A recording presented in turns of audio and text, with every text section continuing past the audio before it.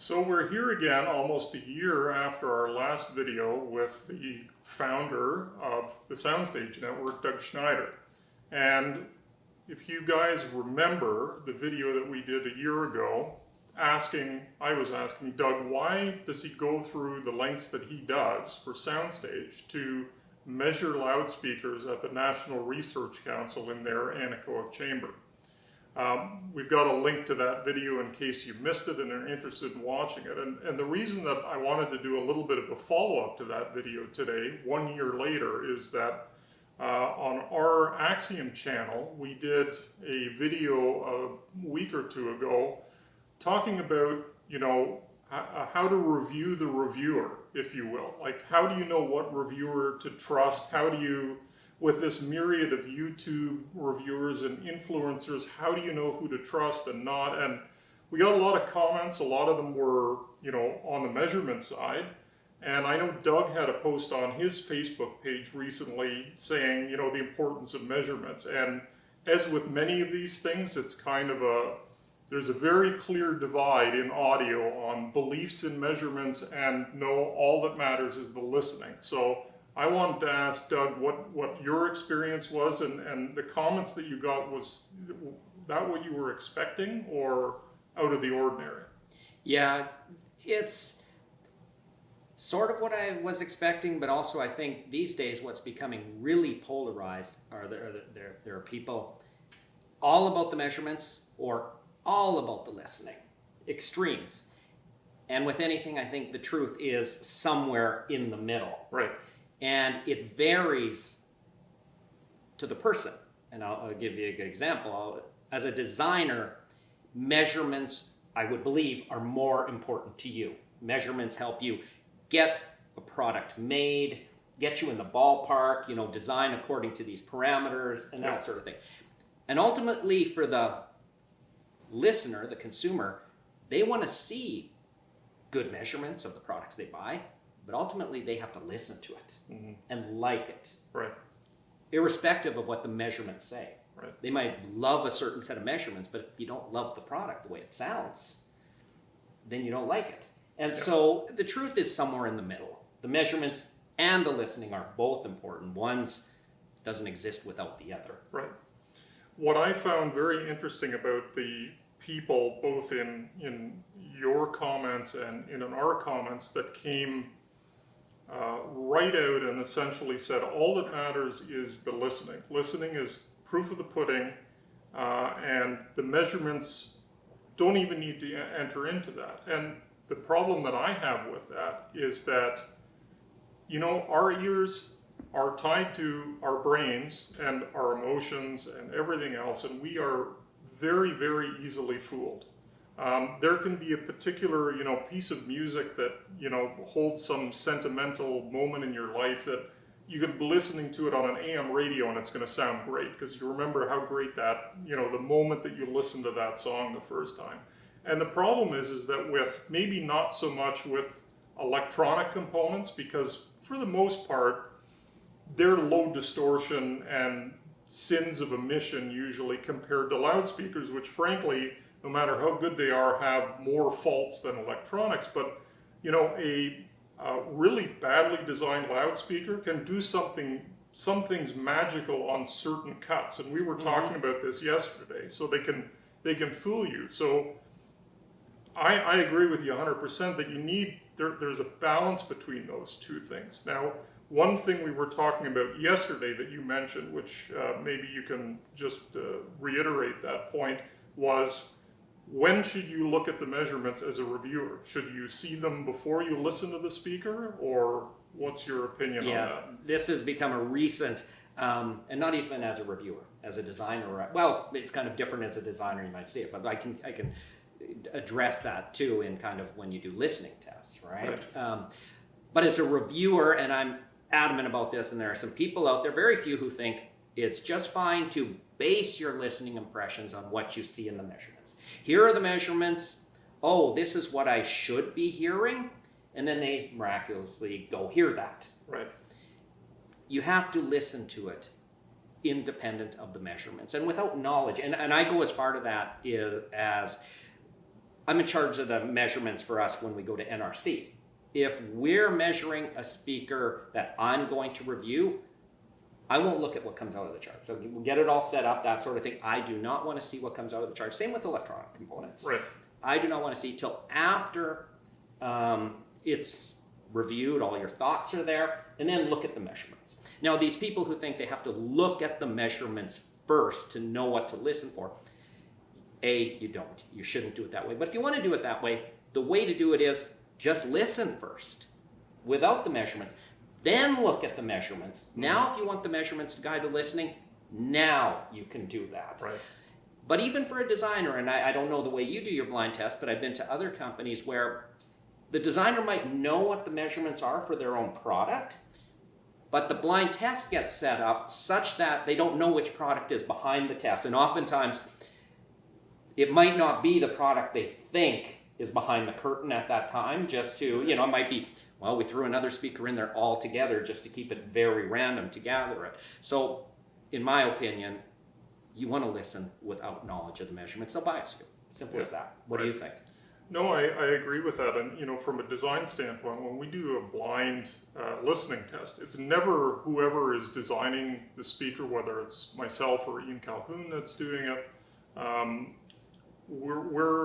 We're never the one that sets up the test, because right away, my opinion is now meaningless, because if I know what's there and I'm the one who set it up, I can go in and have a listen because I'm interested, but I'm not going to, do a score sheet.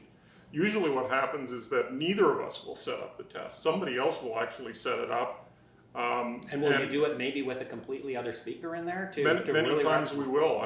We'll do something like there'll be a floor standing speaker and we'll put a bookshelf with a subwoofer, set in a way so it doesn't sound like it's a subwoofer, like a small subwoofer that doesn't go very low. But you can't know that going in. You can't have looked at the measurements of something. If I'm designing a speaker and I know that there's, let's say, some flaw that I haven't been able to get rid of yet, but we want to at least get a baseline in the listen test and perform the blind listen test. If I go in there and do that test knowing where that flaw is, that's all I'm going to listen for. I'm going to be sitting there going, okay, I can hear that problem. It is audible. We're going to have to fix that. Then go back to the measurements. But it also occurs that if a panel of people go into a listen test and listen to a set or a few sets of loudspeakers, whoever the designer is probably now going to go back to the measurements after reading the scores from those blind listen tests and look for things that may relate to some commonality, right? If everybody said, on this track, this female vocalist sounded a little honky, maybe there's something going on in the mid-range and you target the measurements. Now, what you said about listen, then look at the measurements, and then maybe come back and listen again, I think that's ideal if it's possible. I know in many cases it's not, because the reviewer is not physically where the measurements are taking place, but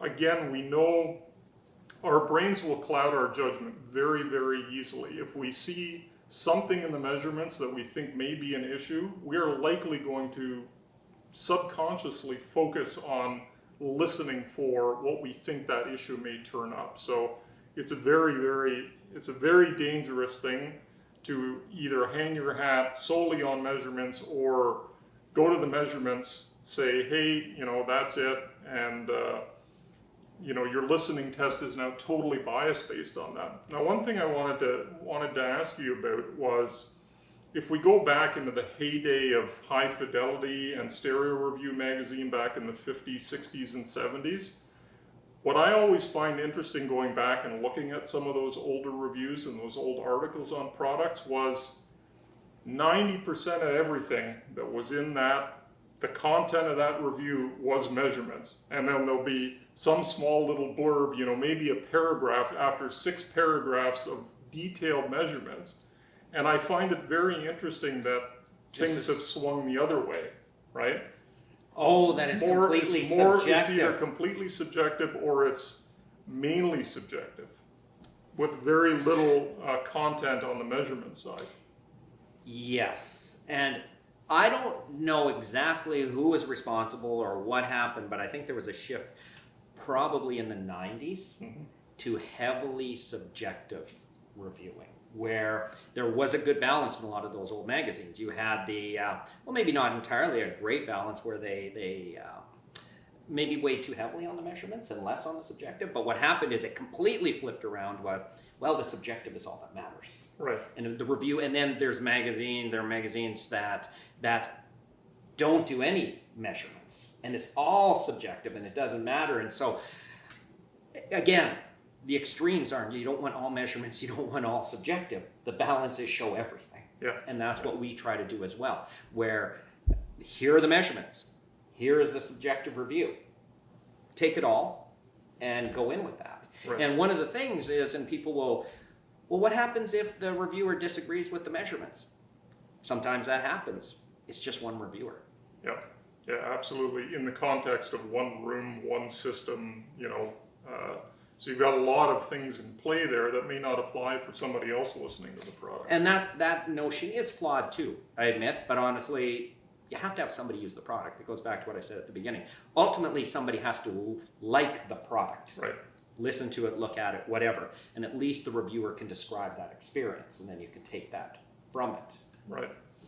The last thing I wanted to ask you about today, because I know that I think a year ago, probably started before that, you were just transitioning to bringing in-house a full suite of state-of-the-art measurement of electronics. And I think you believe you've actually hired somebody to do the measurements strictly for Soundstage. And I know you've got pretty much the best audio precision analyzer for doing those measurements, which means, frankly, you and I both know this, that you have better measurement equipment than many manufacturers that are sending you the equipment. So just wonder, what's your experience been like? Have you been run into any completely shocking things, that what you maybe thought, without naming names, was a highly regarded product didn't measure up to snuff, or things that you thought like an inexpensive product that like completely wowed you? Yeah, so we have done electronics measurements since early 2000s with Bascom King, but they weren't that exhaustive. And Bascom was in California, so it was very difficult to get products there, and it would be a limited suite of measurements, but it was still quite telling. It was as good as any other magazine. And then since we set up the lab in Ottawa, and it's Diego Estan who does the measurements, we do a really exhaustive set of measurements. And again, it's purely objective. He doesn't try to glean sound quality. Here's the base set of measurements, could be up to 35, 40 graphs, right, that come out of that. And here's what they mean, or what it's showing us, and that sort of thing. As far as surprising, there hasn't been anything horrendous, which is good. And I think that goes with electronics design.